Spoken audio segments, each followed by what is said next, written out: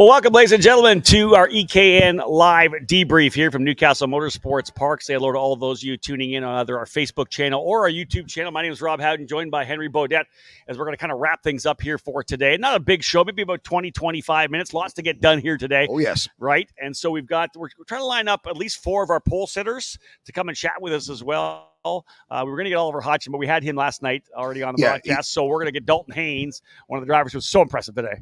Indeed. It's been a great day, Rob, I've got to say. We've got a live studio audience here. As part of the show, we're going to do the live Team USA suit reveal for the 2023 Grand Finals. A lot to get through. 5 classes, 111 drivers, but what a day of racing. It's been really, really good, close, competitive action. It was really interesting because we didn't have a lot of drivers able to break away, but a couple of them did in the second and third heat races today, which I thought was interesting. Most of it was pretty close racing all the way through the pack. We saw some drivers moving forward, but there were a couple of drivers that actually were able to kind of dominate to a certain extent. Yeah, and we've got 2 drivers who have gone through the entire day undefeated. Micromax, Luis Palacio, and in Masters, Ben Cooper. So in the other 3 classes, we've had multiple winners, and really, even in Masters and Micro, even though we've had the 3 winners, the same drivers won all 3 heats, it hasn't been easy going for any of those 2 drivers. True. Yeah, they've been challenged the entire time. Big time. Let's bring Lucas Palacio up. This is the hot seat right now. We're going to bring him up in here. And again, this is hard to believe this is Lucas's first time in a Rotax kart, which I think is thoroughly impressive to get used to the new tire and the new engine. Lucas, you had a fantastic season so far. You've won a bunch of championships already, but here you are. We're talking about being the first time in the Rotax. Tell me about your day. How were you so fast? Well, I wasn't really fast compared to people that were drafting off of me. Draft is big, isn't it? Yeah, so I defended. Sometimes they started to pass me. I passed them right back and managed to get the win. Can you talk about the chassis? Did you guys have to do a lot of changes on the go-kart itself, or was it pretty much straight up all day long? It was the same. We just changed a little bit of the motor, and then it was good. So tell me about tomorrow. What are your thoughts on tomorrow? What's it going to take to win tomorrow? Pass back, stay in the lead, and defend the whole way. Because that's what I thought. You talked about that, yeah. Yeah, every time. Okay, so I mean, we'll run through this very quick. So you're going to be starting the pre-final from pole. You've got Lucas Tarango starting alongside you on row number 1, Enzo De Janeiro, Connor Lipka on row 2. Now, in every single race we saw, you had a battle with Lucas and Enzo. They would every time they would overtake you, and in every race you did get past, but the strategy was go straight back in on them. Is that something that Martin Pierce, your dad, had taught you, or is that something you just felt that you needed to do? I felt like I needed to stay up front so for the last lap I can defend and win the race. Now, one thing, the slipstream effect. You mentioned it. You know, every time you got out front, it was almost like there was someone holding you back. And the draft behind the chasing pack, you've got the long first straight, and then you've got the long run down to turn 4. You know, are you confident enough that if you can stay in front through those things, you can defend through the tight and twisty bits, which is where you look really strong? Yeah, I mean, if I can defend from the straight, because my motor wasn't that great today, and if I can defend in the little stuff in the middle, then I'll be able to win. What's that draft like? It looks like turbocharging out there. Yeah, even if you're maybe half a second back, you can still catch back up. You've won a bunch of championships already this year. I've talked about lots of race wins. Tell me what it would mean to you to be part of Team USA and go race in Bahrain. Well, I was there in 2021, but then I was too young to go. So, I mean, if I win this race, I'll be so happy. Well, that's awesome. We're going to see if you can do it tomorrow, but thanks for joining us, man. We appreciate it. Thank you. All right, that's Lucas Palacio, as we talked about. He is the driver. It's pretty easy to start on pole when your points say 0, 0, 0. Right? Exactly. You know, a perfect day. But that's not to take away from anything from the other drivers. Indeed. Yeah, like I said, Lucas Tarango, Enzo De Janeiro, Connor Lipka, they've all shown the same speed and lap times as Lucas Palacio. But like I said, every time Palacio gets past within 2 corners, he's back in front. Back at it, right? Yeah, so wrap up your top 10 here for the micro category. Sterling Malata in 5th, Tyson Underwood 6th, Holden Meyer 7th. Cam Becker, remember, he started last in all 3 heat races. He got a 6th So yeah, 7-7-9. He ends up going to 8th. So a better start for Cam Becker, Hudson Howard, and Danny O'Gara rounding out the top 10. That's your top 10. Hudson Howard, the youngest driver we've got here, just 7 years old. No kidding, right? So again, we talked about the fact that not a lot of drivers were able to dominate here today. One of the ones that was able to pull away, I think the biggest margin was in the last race, over 5 seconds, was Isaac Malkit. Let's bring Isaac up here right now as well, running for PSL karting on the Burrell Arts. Let's make sure this mic is on for you. The VIP Fuel sponsored driver, or VP Fuel sponsored driver, Little Sizzle, I believe is your name, that my guy Rob Howden has said. But there was a lot of sizzle on circuit today. Yes. Let's talk about that. Your first race, you had a bit of a struggle. You went backwards and came forward.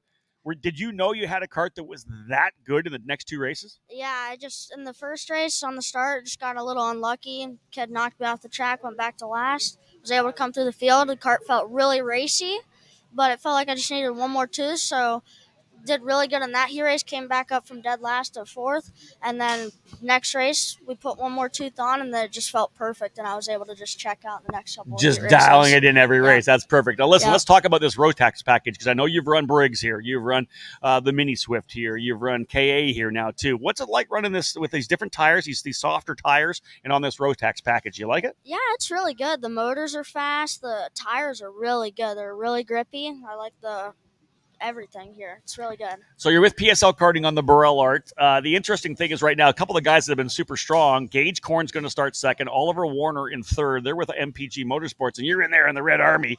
What's that feel like knowing you got a couple of team guys with you? I mean, it's going to feel hard because obviously right now it looks like I got the best package out there.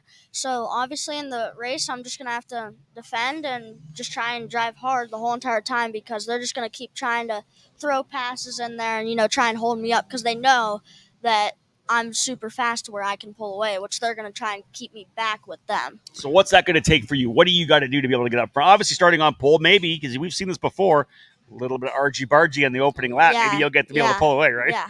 So, on the first lap, that's just got to keep it out front, play it smart, let those guys battle, and then once they start battling, it's game over for them. It's game over for them. I love it. And that's the key thing. So, Lucas talked about the slipstream in the draft. Yeah. In the last race, you were able to break it. In the second race, so you finished 4th in the opener. That was run by Oliver Warner, beat Gage Korn, and then I think Marco Samut was third. But then, you beat Gage in race 2, and then you beat Marco Samut in race 3. What was the difference between race 2 and race 3? Because you were in the pack in race 2, couldn't break the draft. In race 3, you could. What was the difference? In race 2, we were just working on tire pressure and seeing what was going to happen for heat 3. We tried the gear. The gear worked out really good. So we were just focusing to see how it was. And going into the third heat, we tried some stuff on the carburetor, and it just ran a lot better in the third heat and was able to break away in the third heat. But it does sound as though you're ready. The only PSL karting driver up at the front there with those teammates around you. You've got, Marco Samut, Fionn Shee for RPG, Marco Samut for Mike Doty Racing. You're prepared to be, they might be ganging up on you, working together, because you've got no other friends. I know Jeremy Sincere, actually, a teammate. He's going to start 6th. Is there a hope that you can get Jeremy up there to help you out? Yeah, because if Jeremy gets up there with me, if me and him could just push away, that'd be really good, because me and him could get a 1-2 and go to the Bahrain race.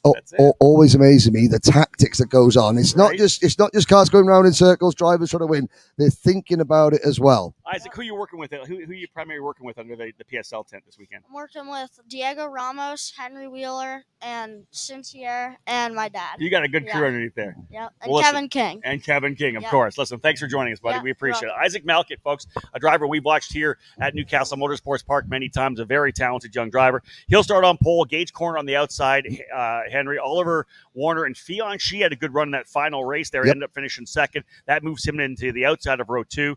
Marco Samut and Jeremy St. Cyr on row 3. Jackson LaChapelle, Matteo Quinto on row number 4, and Ryan Shandor and Martin Bertocchini on row number 5. Yes, 17 drivers. One little thing to sort of make a note of tomorrow. Darren Kidd cracked a rib earlier on, but he says, I'm going out, I'm racing, I might not be very fast, but I'm going to be there. So watch for him in P12, going off P12. Wesley Gundler, are you with us? There he is right there. Wesley, come on in and say hello to us. Pole sitter for the Junior Max Counter. Wesley, congratulations, man. Well done. And you know what, Rob? I really like the fact that in juniors this year, you've got to move on to a second piece of paper. That's true. to see the full see the full starting lineup. 32 drivers and Top Gun Wes Gunner on top at the moment, but it hasn't been all smooth sailing, has it? What a battle up front! Like you guys were in the middle of a scrap all day long. It's just like fun to watch. It's very fun to race as well. So that was just testing how smart everyone was, and I think I drove one of my best races in that final heat. So hopefully we can keep doing that tomorrow. Wesley, Henry and I were talking about it. Obviously, when you have a race like this, people come in from so many different tracks. Maybe you haven't raced with them before. So during the heat races, you're kind of figuring out what you can do with each driver. Is that what kind of you're doing? Tell me about learning about some of the drivers that you're racing with. Yes, there's a lot of different competition that I haven't raced before. So I made some mistakes in the first and second heats, which I, debriefed after and figured out what to change. So, and it paid off in the third heat. I knew what everyone was going to do, and I knew how to drive it. So, had a good feel for how to win that third heat. Who do you talk about your team a little bit and who you sit down to debrief with? I am with Fox and Son, and I'm the only junior under it right now. But Aiden Fox and Aiden Lorenko, they've been a huge help. They've been teaching me these good tips and how to get faster and overall racecraft. So they've been a great help. Obviously, racing all year long. Here you are, man, at the U.S. Trophy Final. You're starting on pole for the pre-final. Give me your thoughts on that. Just the fact that you're obviously running with a shot at potentially making to Team USA. Well, that Team USA would be a dream. I think ticket to Bahrain would be crazy. And there are some big names in this race too. So just being able to, run with them and be competitive and alongside of them, that's a big leap for me. What's it going to take? There's lots of guys up front here super fast, as we know. Diego Ardiles, Nathan Dupuis. We saw good pace out of Turner Brown, who had an issue. He ends up starting 9th. Obviously, the pre-final is going to be crucial. In your mind, what do you think is it going to take to be able to win? At least a smart race in the pre-final. I have previous experiences here. I know not to pull anything heroic in the pre-final because the mid and backfield gets a little hectic, as we saw in the heats. Very true, yeah. If I could stay away from those, I think we should be okay and just drive a smart race. Then, it gets intense in the final, and that's where we get the. I think we're going to quote him tomorrow. Don't be too heroic in the pre-final. It's Sunday afternoon is the race that matters. I mean, Wes, you won the first race just from Diego Ardiles, Nathan Dupuis, Nick Eggleston, the top 4. Then race number 2, we had Ippy Wild, Turner Brown took the win from the back, coming up really strongly. Ardiles second. Third, we had Jackson Walney, who had a problem in the opening race. You were 4th. Then you came back and you said one of your best races ever to win race number 3 with Jackson Walney second. So Walney, he's out of position, but he's as quick as you possibly are, even quicker. But it's going to be a real good battle between the two of you. Yes, there's been some stiff competition all weekend. So again, if I could just stay with them and not give it, too far away from. The first time you ever raced the Rotax, it was February. It was January last year. You came down to Orlando for the Rotax Winter Trophy. You and your dad, Chris, you've never even seen a Rotax before. You had, I think, a nitro chassis, and you were just there. You and your dad. He was like, right, well, let's try this Rotax thing all about. Awesome and here you are. This is the first US finals. To go from seeing, what's this Rotax engine all about? Never driven it before. You can't race it at your local circuit because it's an Army-owned track. To then, from that point, to going into the biggest day of your career, tomorrow, starting from pole. What's that journey been like? Well, we've done a lot of national races that we've struggled at, and we've learned a lot from all of them. But I really enjoy the Rotax package, and there's always been great competition in racing wherever I go with it. So we started running more and more of that because how much we've enjoyed it. So, and we've ended up here, and we're doing pretty solid so far.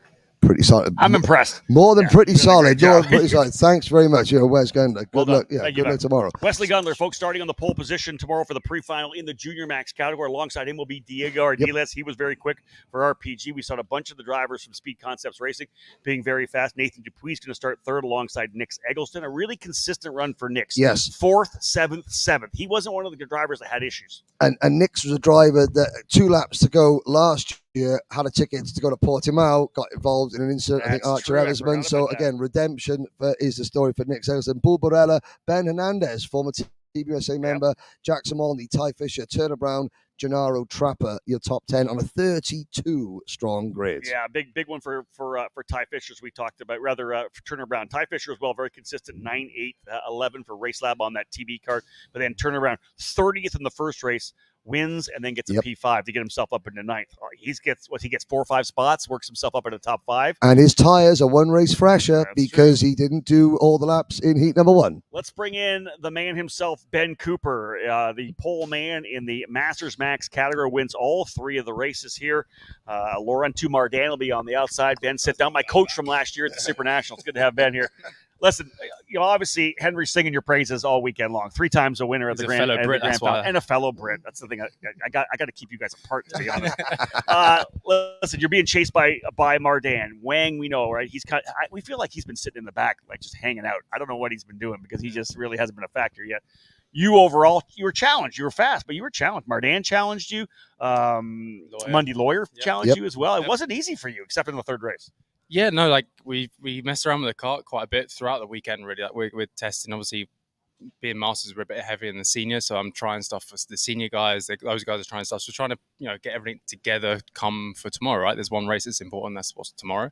And it's always the way, like, ever since I've been started racing, my dad always tells a story. I'm a guy that I can jump on the track and be quite quick straight away. And the start of the weekend we were super quick. We saw in qualifying I had a mega lap. Like that was a 1 lap wonder, the definition of a 1 lap wonder today in qualifying. So the pace, it's not really representative to the race. And I kept saying it to everyone in the tent, like, yes, it's masters, but like these guys can wheel the car. Like they're quick and they're working hard just like we are, and the gap will get closer and closer.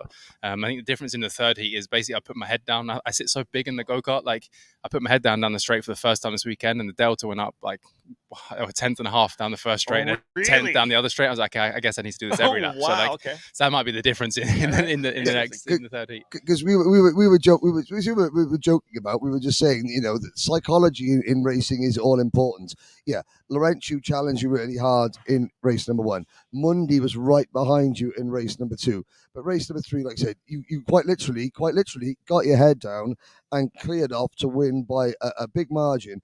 All the other masters are trying to think, okay, we've been working hard all day, and then the last race, Ben just picks it up and goes off. They're scratching their heads and working on their setup, and you're sitting here smiling, going, yeah, but we're working hard as well. Like, I know. We made some changes, obviously, in that 3rd heat. Not just me putting my head down. Like I made changes as well, and it helps. We're trying again stuff in the morning, thinking about the final.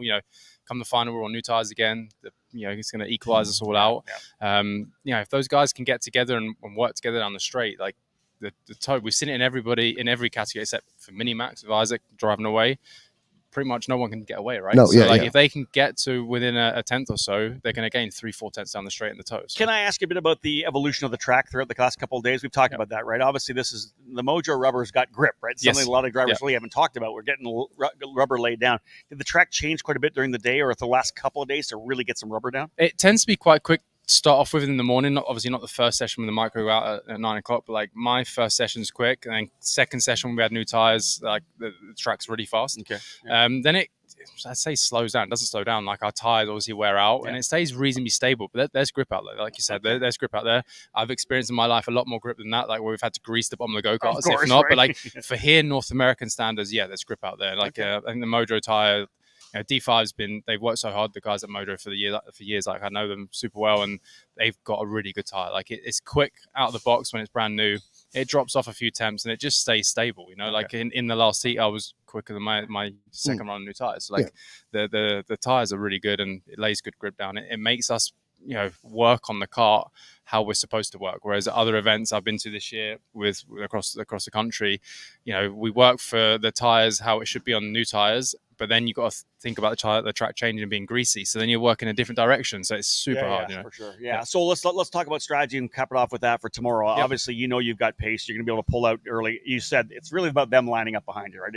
You've almost put it, the pace you've shown, you've almost put it on them to do the right things. If you just do what you've been doing, you're going to be okay. Yeah, I think one of the guys in the tent, Jackson Lachapelle, after he races mini with us, he said to me after the first heat, "Why don't I get away?" And I said, "Well, I can only drive to what the cart's doing. Yeah, I could push and maybe do a tenth quicker, but then after that, I'll be 3-4 tenths slower. So like I can only go to where the cart is.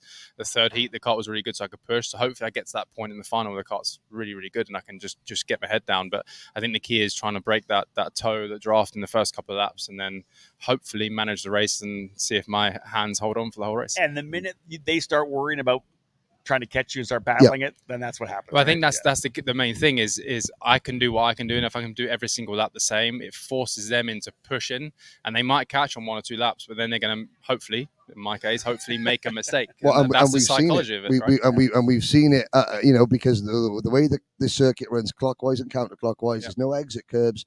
We saw Mundy do it, chasing you down, coming out of 12 over the crest. He just put 2 wheels on the grass, and then the Renchu coming out of turn 6. 2 wheels of the grass, and the more that they have to push to catch you, the more the tendency is to overdrive it.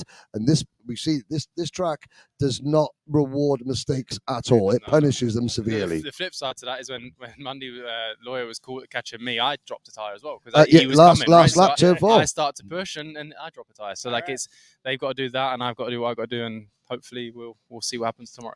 Thanks, Ben. Appreciate it. Thank you very much, guys. Ben Cooper, guys, joining us here right now. He's the guy to watch for tomorrow in this Masters Max category. He'll start on the pole alongside Laurent Mardan. That'll be exciting. Laurent came so close last year too, right? So he's going to be going for it. John Bonanno and Derek Wang on row number 4. We'll see if Derek pulls something out of the hat. He just really It's like he's been chilling out. I think playing possum, sandbagging, that's it. possibly. Captain America, he's got more pace than that. Chris Van's going to start 5th alongside Mundy Lawyer. 66-year-old Billy Cleveland, 7th alongside Vincent Carey, Randy Nilsson, Ray Bannock, Christopher McGinley, and Gary Peterson rounding out the dozen drivers in that class. I just want to final thing, Ben Cooper. Ben Cooper won the third of his 3 Rotax Grand Finals in 2012 in Portimao before anybody on the Micromax and Minimax grid were born.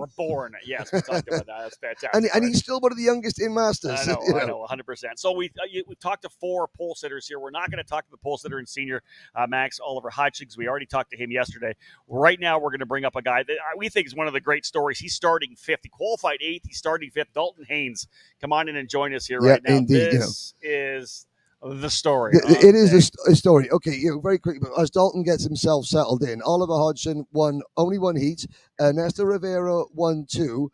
But in the biggest field that we have here, this with 36 karts, how do you go from a flat tire in qualifying to then passing? And we'll just run through. So started 18th, Dalton. We went from 18th to 5th, 18th to 7th, 18th to 5th, and still having to try and keep some life in your tire.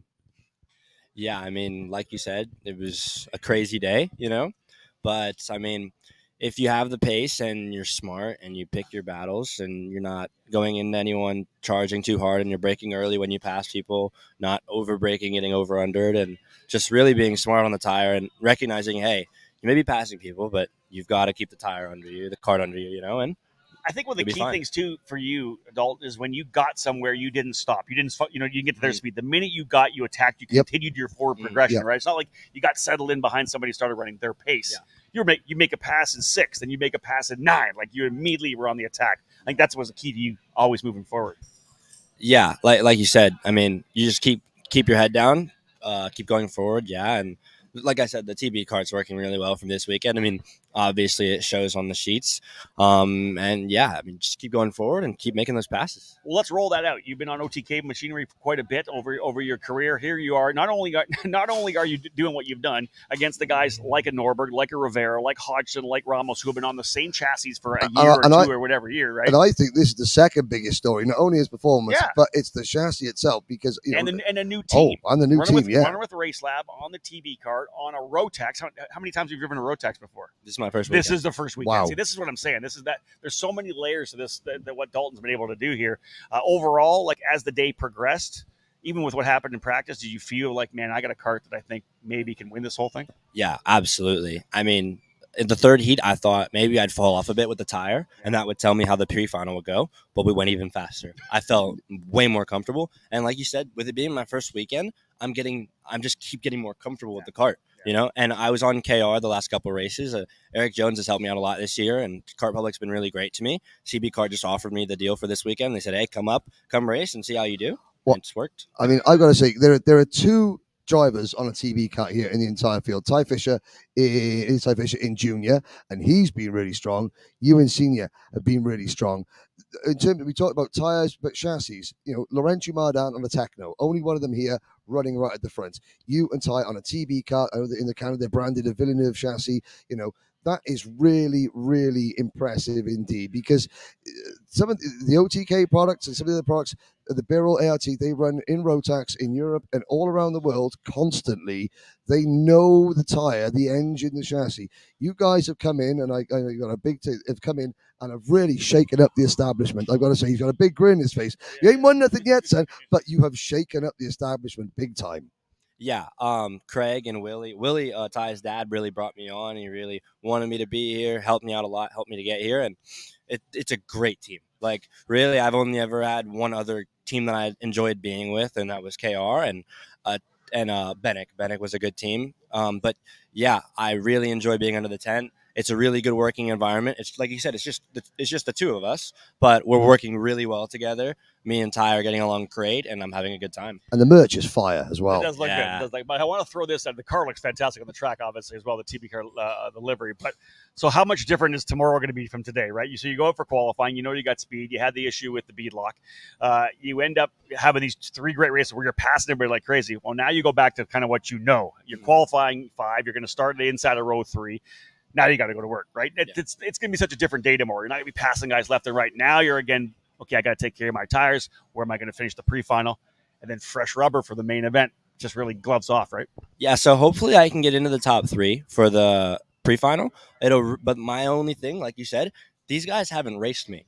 So when I get to the front, it's going to be completely different. I'm going to have to learn how they race at the front. I've only ever learned by watching them, you know, just watching how they drive. They're going to be surprised just as I am. Yeah, because you haven't gone head-to-head with Hodgson, with Riviera, with Norberg, with Ramos, with Auclair. Yeah, well, maybe with Auclair, but those 4, you know, Hodgson, Ramos, Norberg, and Riviera. Yeah, they don't. I mean, they may know you as a driver, but they don't know you on this package this weekend. They've been racing each other all day, so they're learning about each other's strengths and weaknesses at each and every corner. Wild card, you know. I'll say this: they're concerned. Yes. They haven't raced you yet, but they're concerned. Yeah, they are looking backwards. They're looking for that bright green cart now behind them because they now know that this is you're here to stay, and that's really impressive. I'm so best of luck. Great to have you. Thank you. Dalton Haynes, folks, is going to start in the 5th position inside of row number 3. Let's have a look at the grid. Hodgson and Rivera, row 1. Norberg and Ramos on row number 2. Dalton Haynes alongside Cooper Auclair on row 3. Frankie Mossman's had a good run. He'll start 4th. Chase Jones working his way back up. A couple of good runs for Chase. 7th, 10th, and 9th. That's going to put him on the outside of row number 4. Aiden Fox and Griffin Dowell are rounding out the top 10. 2 pages, like you said. 2 pages. It's nice to go to 2 pages with 36 drivers. You've mentioned a whole host of winners there, but I mean, we've seen Justin White up at the front. We've seen Macy Williams running top 5, and she's going to start 15th. With the senior final being the longest, it's the last race and it's the longest race of the entire event. 18 laps. That is a long time. And again, all those 36 drivers are going to be on a brand new set of Mojo tires. You still believe somebody's going to put tires on the pre-final? I still believe that somebody. Okay, we're looking back. You're looking at Matthew Taskinen starting 34th. Yeah, you know, I'd put fresh rubber on. You know, if I was him, he's got a quick kart. He's a quick driver. You know, I think someone like Matthew Taskinen is going to gamble and put the new set of boots on for the pre-final to get them some sort of way up. That could get them halfway up the field. And the final, even more than that. In the final, if it rains. If then the type of racing we see, it's a battle pack and the pace is slowed down, who knows? I'm still banging the drum for somebody gambling on putting the new set of tires on before the final. I like it. If you're starting that far back, I like it. There was 4 pole sitters, and of course, the star of today, Dalton Haynes, on the Race Lab TB cart on this edition of the Debrief. Folks, don't go anywhere. We're going to clean things up. We're going to put a little static shot up here. Don't go anywhere. We get back. Stay here on the broadcast. We are going to unveil the Team USA suits, the livery for 2023. It's what we're all fighting for. Don't go anywhere, folks. We'll be right back. Stay tuned. Time to reveal the suits for this year's national team.